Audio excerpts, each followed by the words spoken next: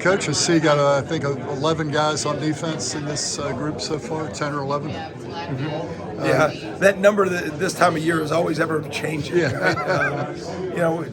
A balanced class. I think we took the one transferring Darryl up front. That was an important need for us, and then took KJ Sampson. I think he's one of the best defensive tackles in the country. Won a state championship. Odell and I have been down there a bunch, down at New Bern, and what a great community and a great kid. And then we took two edge rushers, and Boots has been with us for a while. We've kind of seen him grow and develop. And then Jaden Jones, who when we sat down as a defensive staff last spring to watch his practice, and it took about one practice set and some of the game clips to say yes to him. So really excited about that group. We took two linebackers. We think Blake is one of the most dynamic linebackers in the country. We saw what he did with the ball in his hands this year. Randy did a great job. D-Ray did a great job with Blake, and he was able to make it down a bunch for us, and felt really good about him. And then DeMarco, who's already enrolled, he'll be here. And another big kid, was a track player, can run, good fit for us. Then at DB, we're taking a bunch because we play a bunch of them, and I think we've done a good job. We took a bunch of kids from North Florida with KJ Kirtland and Jabril Rawls. We took Quindarius. Quindarius was with us at camp. Felt really good about him. And then we were fortunate with Edwin. We kind of ran the race with Edwin. He recruited him for a year and, really gained some momentum here the last couple months with him. As that team started to win a state championship, when we transitioned from recruiting him as a wideout to moving to DB. And I think that really helped develop a little bit of connection with Edwin. And I think he's a tremendous future here. I think he's typical of the DBs we're trying to recruit. Yeah, let's go through some of those. I'll start with Blake. Yeah. Played running back in high school and linebacker. Seems like an athlete. Yeah, I think you look at the success that Kalen DeLoche has had, and I think his best football still ahead of him. Blake's a little bit more, probably a little bit bigger at this point in his career than Kalen was when Kalen was coming in. But just guys that are dynamic, whether that's running the ball or every game I talked to Blake and he said, "Coach, I'm playing safety, I'm covering the slot."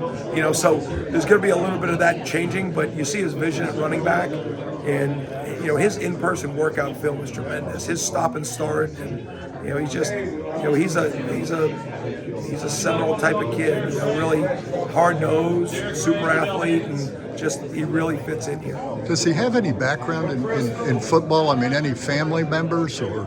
No, not typically. No, we really got to know his mom and dad through this process, but not that I know of.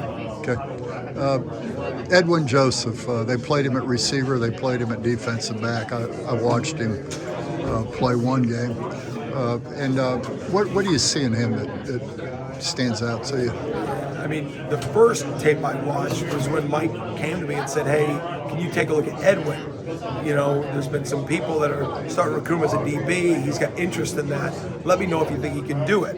And I watched 2 or 3 games of him playing wideout, and just when he moves, like his aggressiveness to the ground is really impressive. And just the way he runs, the way he comes in and out of breaks as a wideout sort of lended to that at DB. But the thing that jumped out about him besides the movements was just his strength around the ball. He was really violent in his catches. And so I went to Mike and I said, absolutely. I think he can play nickel. I think he can play corner. I didn't know how big he was. He could possibly be a safety.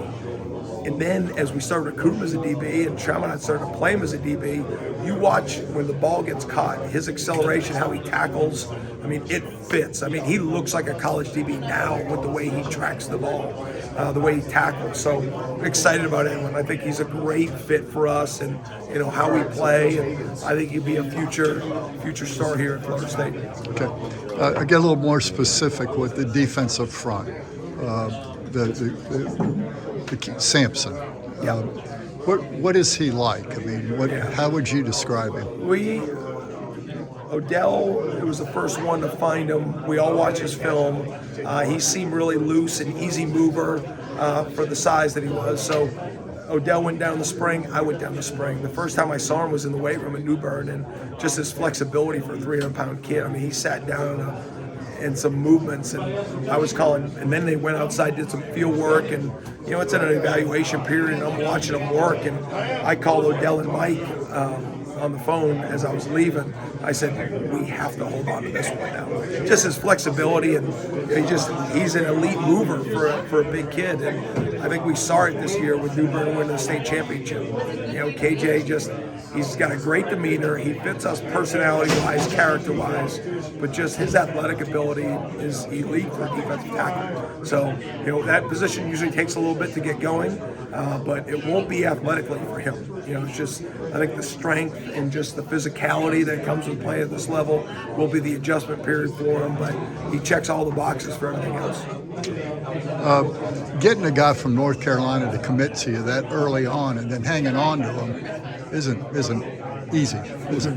No, it took a lot of trips. Mike only has one, but between me and Odell, we made sure that we shared the work. But Odell does a great job. Once we identify the right guy, he just develops. He's got a track record. He develops really close relationships with the student athlete, with the family, and that New Bern school now. They're behind that kid 100%. And you even see during the championship games, there's the war champion played down there. So we felt really good about it, but you still got to battle to the end, and we had to. And people came at him, but KJ knew where he belonged. You talked to me a little bit already about Boots, but edge rusher. He's a true defensive end in our defense. His dad played here. I can remember watching his workouts out in the yard that Lamont used to work out with him, during COVID, as we saw him as a young player. And we kind of took a little bit of a chance with him early just because of his athleticism, but he had to grow and he had to fill out, and he did, because I knew the work ethic was going to be there. And so, that was just definitely somebody we got in very, very early. And just to see him grow and develop, I think that's what's exciting about recruiting. When you can get involved with some of these guys that, were Florida State fans or legacies here, but you saw them really grow and develop through the years. And it's kind of a culmination on signing day of just the celebration of where that kid's come from. One last question. I asked Shaheem Brown this question today, and then I asked Mike a minute ago, but as you guys continue to improve your talent, each year you're recruiting guys who are, I guess, maybe higher rated than the class before. Mm-hmm. Does some fans believe that you can get to a point where you could scare off some of your existing players? Mm-hmm. That it may take playing time away from them. I have an opinion about that, but I asked Shaheem his opinion. I asked Mike, I want to ask you. Yeah. What's your opinion about that? I think competition breeds success. And if you recruit the right kids with the right mindset, they recruit players that are really good because they want to be the best. Listen, competition isn't just about beating the team you play every Saturday.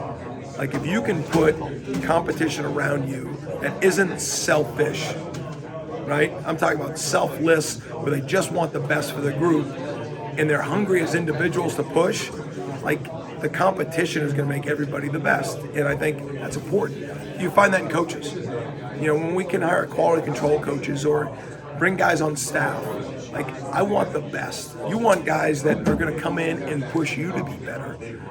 You don't see it, because it happens in coaching too, right?